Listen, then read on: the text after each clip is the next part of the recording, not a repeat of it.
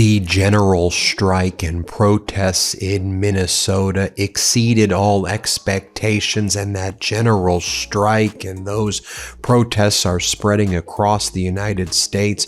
We're seeing it now happen in other cities. We know the media is suppressing this, so we need to get this message out. You saw right there the protesters in Minneapolis. Now, the organizers estimated there would be approximately 50,000 people showing up to protest, which would be such an incredibly high number, especially considering it was like negative 20 degrees Fahrenheit. But when I've been speaking to some of these organizers, they tell me that it could have been as many as 80,000 to 100,000 people peacefully protesting while this general strike was taking place, and businesses were shut down in Minnesota from Minneapolis to St. Paul. And we look eastward towards New York, where there was that powerful strike underway with the nurses in New York City.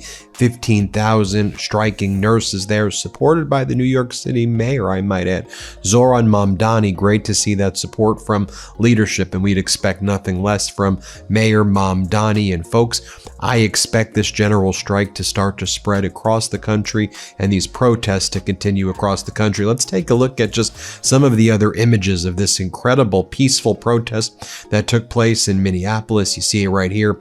Here is another overhead image brought to you by A More Perfect Union right here.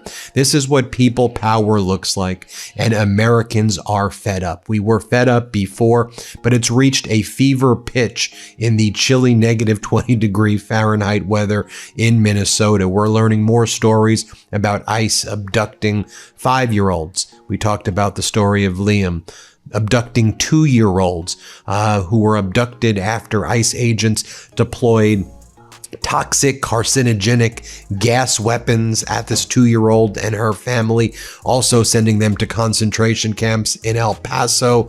There's more videos of ICE agents from Minneapolis to Portland, Maine on the East Coast, right, where the ICE agents are telling people who are peacefully protesting, well, we're now entering your face into a database because you're protesting us. You're now deemed a domestic terrorist by the regime. I'll show you that clip in a moment. You may have seen it elsewhere. But while all of this is taking place, what does Donald Trump and his dastardly regime do? What's Donald Trump posting today as the American people are fed up, as people can't afford homes, as people can't afford groceries, as people are having their health care ripped away from them, as people aren't able to access education, they can't access child care, as people are struggling, psychologically tortured, living paycheck to paycheck if they're lucky enough to get a paycheck.